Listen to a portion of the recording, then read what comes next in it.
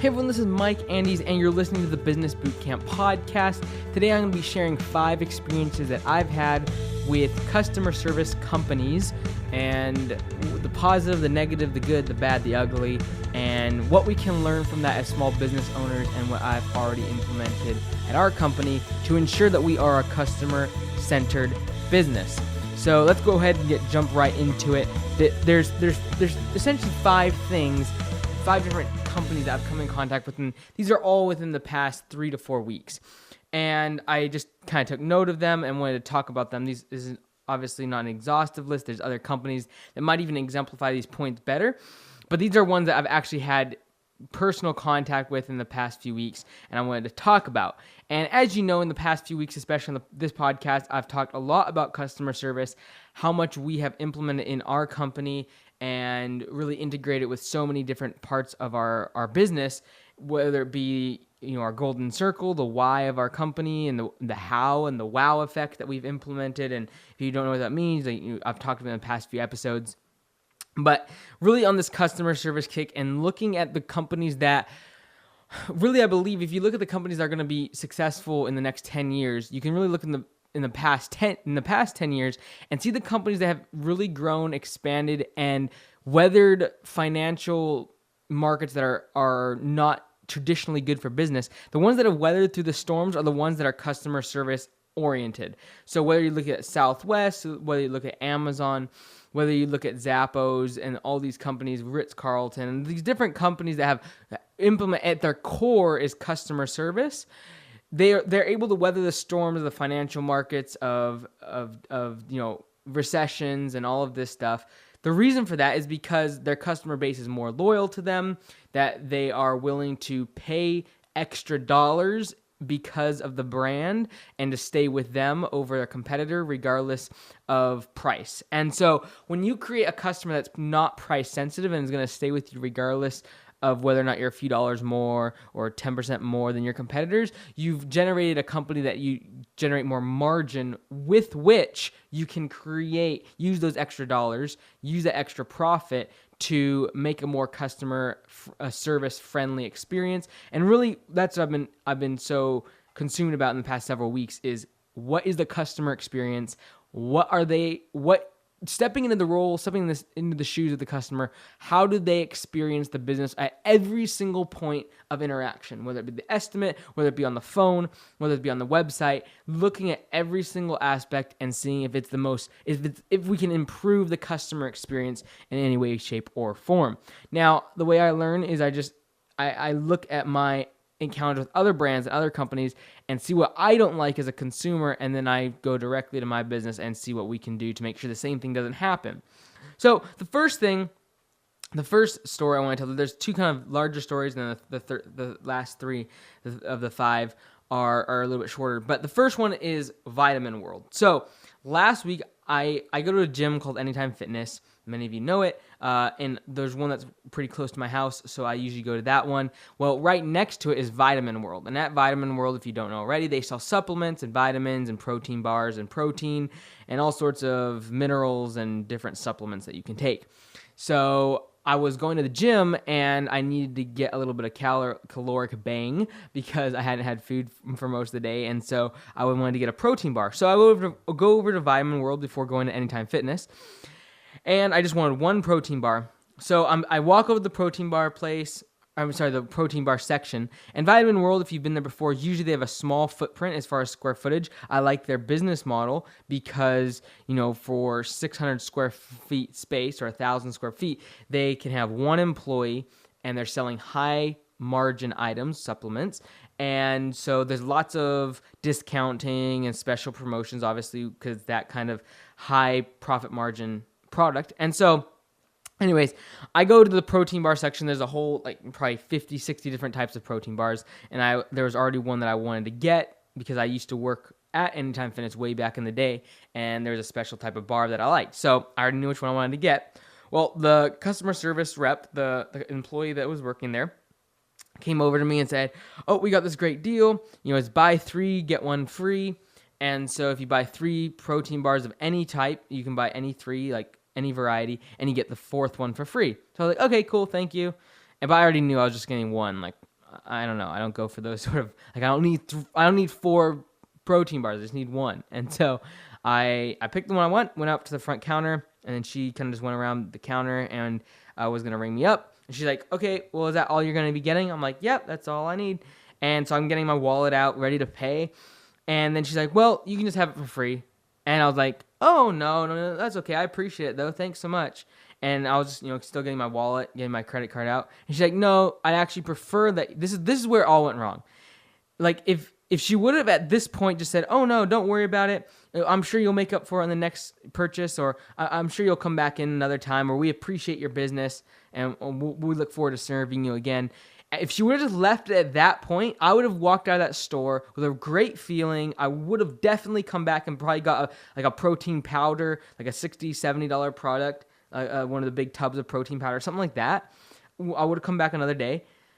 Instead, I said, oh, no, don't worry about it. It's okay. She's like, oh, no, just take it for free because this is where it went wrong. She said, if it's better that she said, I prefer you take it for free because we get paid based upon our average sales price, and this would bring my average down. Literally, that's what she said. Like, she said, we get paid based on our average sales price, and this, because I'm getting one protein bar, it was like $2. This is going to bring my sales number down, and thus you can have it for free. So I walk out of that building with a very bad taste in my mouth when she gave me something for free. There was a lose-lose situation, right? Vitamin World loses the profit on a protein bar. They probably lost like $1. The employee loses out because I'm not going to come back and make a purchase again, and she's not going to get the higher commission on a $60, $70 product. I walk out. This is a lose-lose. The company loses. The employee loses. I lose because I walk out of there with a bad taste in my mouth, not wanting to come back, and feeling like something was just wrong with the transaction. Like, I didn't want to get it for free. At that point, I was like, I almost wanted to like stop and tell the employee that they were doing it wrong, and that what she should have done and just say, hey, we appreciate you being a customer. I'm sure you'll come back next time and get something bigger, and just, the protein bar is on me. And if she would have said that, that would have created so much goodwill for the customer, for the brand, because I would have come back and brought a higher priced item, and she would have got a return customer and got her commission that she so wanted. So it wasn't even the fact that, like, I get Vitamin World strategy in trying to get their employees to have the higher receipts. I get it because they're selling a high profit margin items in the supplements, and it enforces, or it gives incentive to the employees to make sure that they upsell or they introduce other items at the counter to the customer and say, oh, by the way, if you're getting protein bars, maybe you want a protein powder, or if you're getting creatine, maybe you want amino acids for your workout. And if she would have, seen that, hey, I'm going to work out, maybe she could have upsold me to something else. So I get the concept. It's a good concept that they don't just pay their Vitamin World employees, a set $10 an hour. They're obviously giving them some sort of incentive to make sure that they're selling and not just being, someone checking people out at the cash register. I like that. I like the fact that they're integrating sales and tying it to their compensation. But there's perverse incentives here when you're giving employees based upon average sales. Like, surely there's got to be a better metric to either pay your employees. I'm not so much worried about that. I'm more worried about the customer service aptitude and experience that I had leaving that store with a bad taste in my mouth while having a free product given to me. And so I'd encourage you in your business, if you're going to give free stuff away, don't make it about you. I left that store feeling bad because the employee was the one that was, in her mind, winning by having her average stay higher, when she could have made it about me, the customer, getting something for free, being part of their club, being a part of their brand, and being an appreciated customer.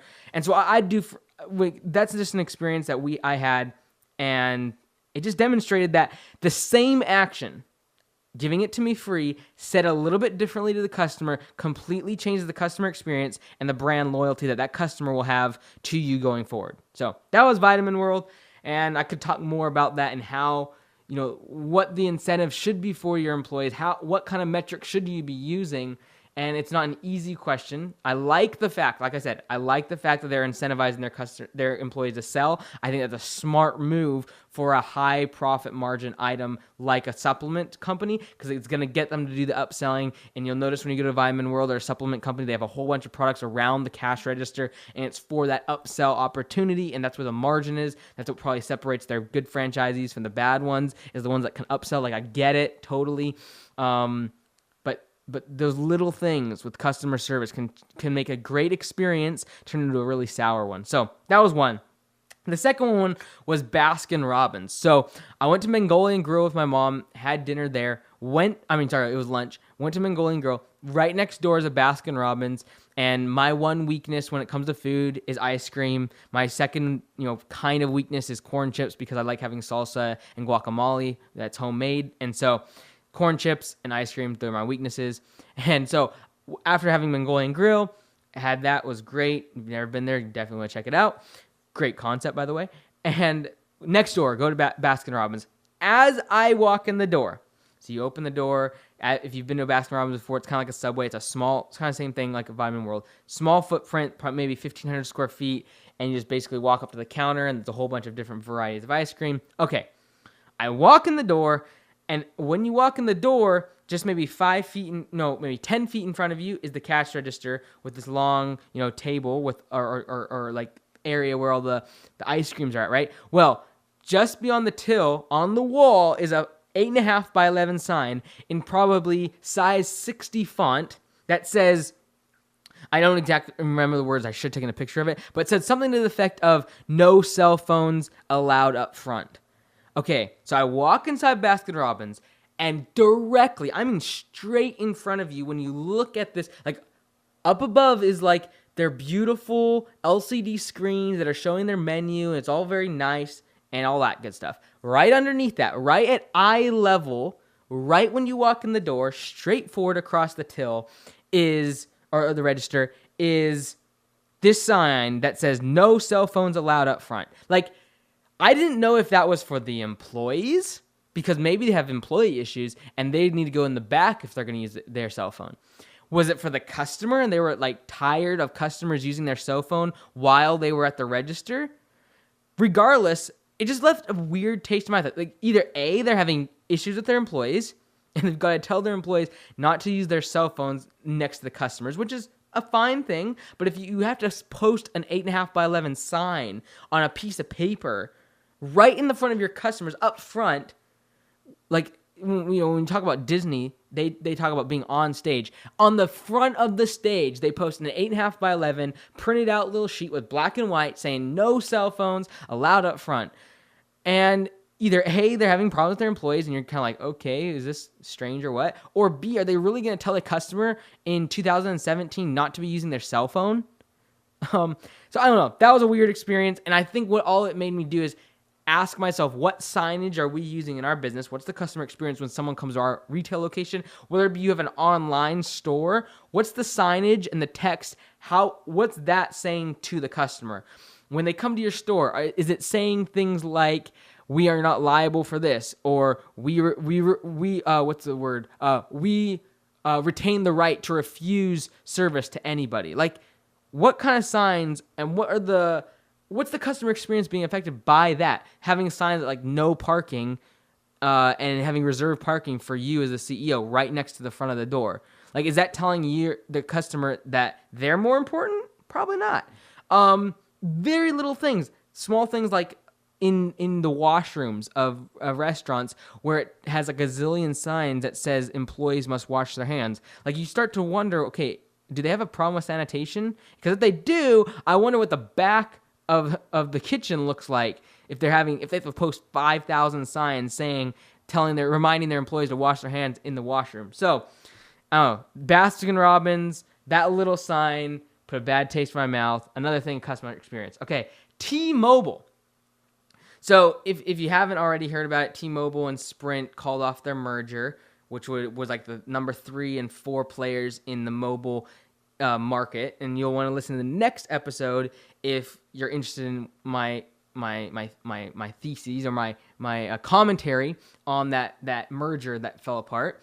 But so T-Mobile, we use them for mobile internet. So we don't use their phone service, and I think their cell phone service is pretty strong as far as cost. They have unlimited data. There's some really cool offerings. I like that. Okay, but we use them for like mobile devices, mobile Wi-Fi devices. So devices that are collecting data, but then creating a Wi-Fi network for us to connect to, so we can use it mobily. We don't have to worry about getting hardwire connections, etc. So in our second location that we just set up, it was going to cost like 15 grand to connect Comcast to our office. So we figured, okay, let's just go ahead and do a mobile internet through T-Mobile, and it'll be great.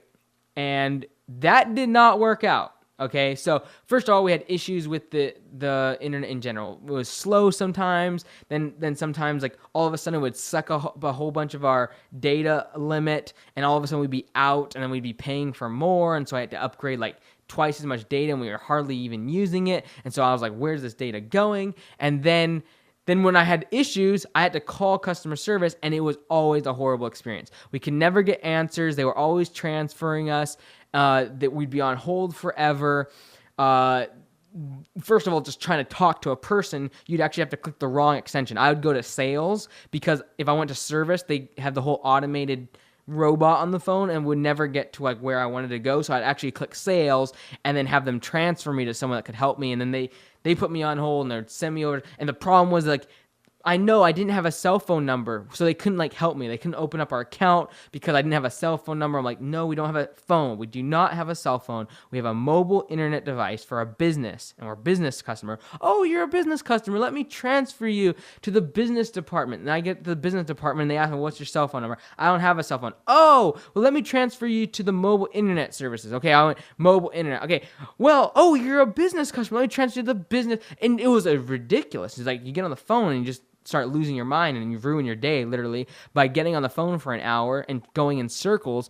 And so finally, what the breaking thing was, is like the straw that broke the camel's back, was over the past 3 months, they kept telling us that our billing wasn't going through. And so our service was literally just stopping randomly because overdue charges. Well, we had a credit card on file, and the credit card we use for hundreds of other transactions every week, and there's plenty of money on it. There's no reason for it to be declining. We put a different card on the file just in case that one ever did the same thing, and yet they still kept saying that the money was getting the payment was getting declined, and literally I would have to call them and make a manual payment over the phone with the exact same credit card that they had on file, same number, same everything, and it would go through just fine. But yet they would still charge us a $35 fee for account reactivation for that every single month, because they say it would lapse, and then they would charge us to reactivate it since it was overdue. And so that happened, $35 each time. Then all of a sudden, we get this random $276 charge on our account from T-Mobile. Comes up on our expenses. Like, well, that's random. It's not supposed to be that much. And so turns out it was a wrong charge for some. They didn't even have record of it. They had no record of it. And we contacted them probably 3 or 4 times. Finally, it's like, okay, this charge is not ours. We don't know where it's coming from. We don't know if it's fraud or what. So we got it reimbursed by our credit card company, Visa, because we didn't know if it was fraud. Like, it just said T-Mobile on our credit card statement, but that's just what it says. The T-Mobile had absolutely no record of it, which is fine. There's fraud. I get it. Someone just was smart to do T-Mobile. I don't know if they broke into T-Mobile's system and somehow figured out that they could just use their card information of customers, and then they would think, customers would think it's T-Mobile when actually it's a fraud. I get it, okay? T-Mobile has no recollection or account of these transactions, $276. So we get it refunded from Visa. Then on my next T-Mobile statement, I get a $55 charge for some random customer service billing department fee. Because we were all contacting them and trying to get it figured out. And it was like, I don't know if it was a fraud thing. I have no idea. All I know is that I was so ticked off. And the reason, so eventually I called and I canceled. And that's a whole nother story of how they juggled me around to different people trying to save my account. I'm like, I want to cancel my account. And so finally I had to tell them, I was like, do not transfer me. I do not want to talk to customer solutions, which is like their fancy name for trying to retain customers. I said, I want to cancel my account. And so they finally did it. The whole point behind that is I believe a business that makes their money, their profit on fees and hidden expenses will eventually go out of business. It's just very annoying for a customer. And this is right down the alley of banking companies and mobile phone companies like Verizon, Comcast, all these internet companies that provide these services. They make their money on these weird random fees that are completely made up, and they just put a little name on it. Same thing with like credit card processing companies, like, and a lot of business services. They make these random fees, like just the stupidest things, the security fees. It's kind of like when you get what's it called, like any sort of automotive services, and they'll charge you for like EPA fees and then like environmental fees and then dumping fees of their oil. Like, I get it, there's certain cost to that, but can you please wrap it up inside of your general labor cost? Or can you wrap it up in, can T-Mobile just charge an extra $5 a month on their plan instead of trying to arbitrarily just give out these fees to people and make them mad? So what I would encourage you to do, and I believe that any company that makes most of their profit on fees that are hidden and make the customer unhappy are not a part of the standard products and services, I think those companies are going to go out of business as more and more competition will get into their industry. And we're finding this out in the mobile phone industry. You look at Verizon, AT&T, Sprint, and T-Mobile, the top 4 players in the phone market. And then you got now all these new Cricket, Freedom, all Wind, all these other mobile internet, mobile phone providers giving service. I truly believe that companies like T-Mobile, Sprint, Comcast, AT&T, I think 10, 15 years, 2 or 3 of those will not exist. Because they will not, their customer service is so horrible, number one. And number two, they're all selling the exact same thing. It's like the insurance industry. They're all selling the exact same thing. They're all competing on price. Like, look at the price in the past 3 or 4 years, diving down on what it costs to own a phone and get service for it, and getting unlimited data plans and all this stuff. It's a race to the bottom because they're all selling the same thing. It's a massive marketing play, and they're just going to run themselves out of business because they're all just marketing on price. Then none of them have, this is what one of them needs to do. They need to get so good at customer service that regardless of them having to charge their customer $5, $10, $15 more a month, that customer will stay with them because they love their customer service. I'm talking about things like if your phone doesn't work and you come in, they'll give you another one, no questions asked. I'm talking about when you call them, you get someone, a real person on the phone immediately. I'm talking about the power, empowering their employees on customer service and in those call centers to be able to waive fees without having to talk to managers or transfer your call a gazillion times. Like, that's what I as a customer am willing to pay for. And that's what I will stay with a company and pay more money. And so what they've got to figure out, and if you're in a really competitive marketplace, whether you're local market, national, global, I don't care. If you're a massive company like T-Mobile and Sprint and Comcast and AT&T, or not Comcast, Verizon, AT&T, if you're one of those big 4 guys, or if you're just a little company doing services, plumbing, if you're a contractor, if you're doing window cleaning, I don't care what you are. If you have competition of any sort in your industry, in your market, you've got to figure out how to differentiate yourself on the basis of customer service. I truly believe that the companies that will still be around in 10, 15, 20 years are the ones that have made customer service the center of their company, not the bottom line profit margin. That will follow. It's a long-term game with customer service because you're not going to see the profits in the first 6 months, in the first year. It's a long-term game because you keep those customers coming back year after year after year, regardless of economic conditions, regardless of new competitors, regardless of new offerings and fancy new marketing pieces from all your competitors. They'll stick with you, and you'll be able to get through the financial storms that will come through. So that was T-Mobile. So that was the third one. The last 2 are shorter. The next one is we subcontract a lot of services that we aren't really good at in our landscaping company. I truly believe you should specialize and get really good at one aspect or 2 aspects or core competencies of your company. And one of the things we don't want to get into is irrigation. There's a lot of maintenance that will come in as far as if something is installed wrong, or if the customer doesn't maintain it correctly, it'll break, and then they expect you to come back and fix it as part of the installation. And also, when you start getting into irrigation, you got to hire more qualified and experienced people, and we want to scale this up massive, and so doing that isn't in our best interest. So we subcontract sprinklers and all our sprinkler systems, blowout, and all that stuff, right?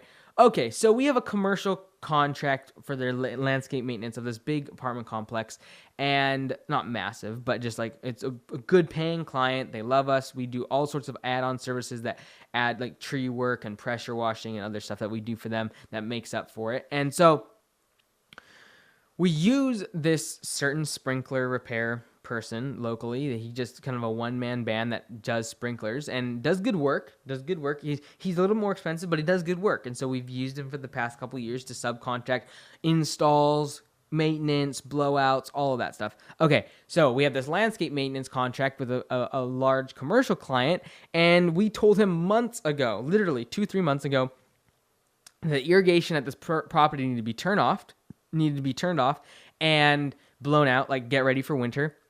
And then we get a complaint from the property manager saying that the irrigation is still on and that it hasn't been turned off and that everything is soaking wet. So now the owner isn't going to be happy because they've been paying for a water bill that wasn't really needed for the past 3 months when it's been raining outside, and yet their irrigation is going on every single day, thus causing a whole bunch of moss to grow on all the beds, because it's a very shaded area, lots of trees, lots of leaves.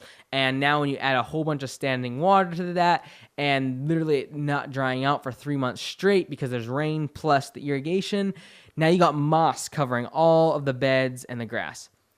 And it's because this guy never went back and did. Okay, so we call our subcontractor to say, hey, we told you to go do this, and you told us you were going to go do it on a certain day, and you didn't do it.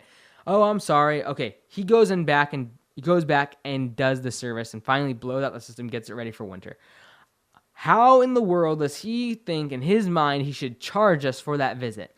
We're talking about less than an hour's worth of work for him to go out there and get this system winterized. Just turn off the irrigation system, like push a button, hook up your air compressor, blow out the system. It's a small irrigation system, and let literally maybe 2 hours. Okay, an hour to 2 hours of worth of work, but yet he still sends us a bill for all of his time and his labor in doing this work.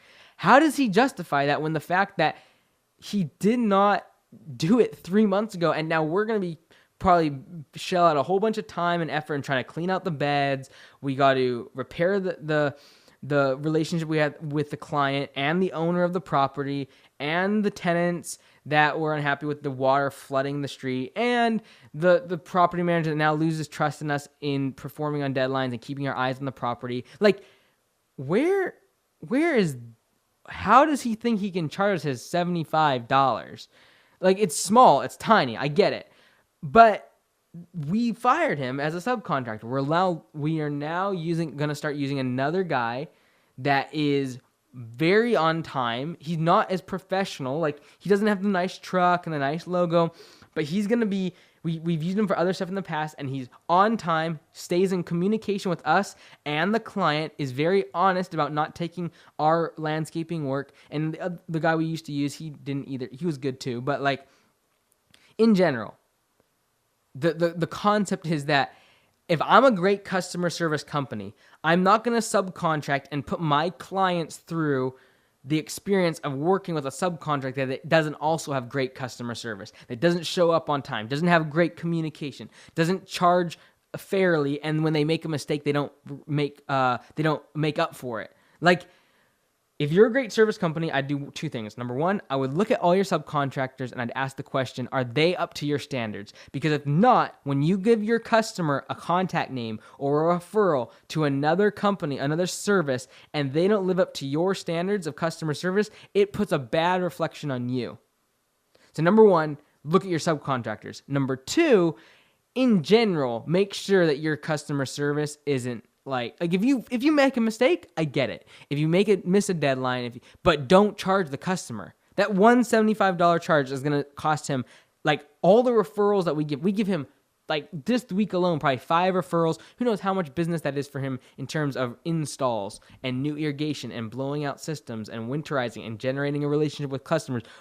He's losing all of that, over $75 that he should have been apologetic about and given us the refund, not charged us, and maybe we would have kept going and just put that one behind us and just made sure that we were given a pep talk about what we want as far as customer service with our clients, that we refer to him, and we could have gone on, but that didn't happen. So last number 5, last customer service encounter is actually internally. So we have a phenomenal office manager that has been with us for a couple years, and just great office manager. And we're training a couple more for next year since we have the new office location and things like that.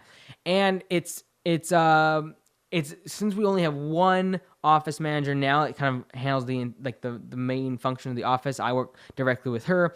We don't really have a lot of systems for training a new office person, another office manager for a completely different office. So it's been a learning curve for us, and we're learning. And this isn't so much of a negative experience as much as just a learning experience for me. And that is, so I'm in the office next to the main office, listening to her getting trained. And so it's been several weeks now that she's been getting trained, and she was on the phone because now her main function will be taking incoming calls and then directing it to the correct person, whether it be customer service, billing, etc., and setting up deliveries on the retail side and things. And so one of the main things that she's getting in training is answering the phones, how to do that and all of that. Everyone can answer a phone, but whether or not you do it very well is another thing. And so she was very apprehensive, not unstable, not the word is not, she just wasn't confident on the phone. And so when the customer would ask questions, she wouldn't really, she'd kind of fumble around, or she wouldn't give decisive answers, just in her tone of voice. And you could tell when she was confident, and she'd be confident on the phone and loud, and not loud, but like be confident in your voice. And then other times it'd be like, she'd be saying something, but she'd say it with like a question mark at the end.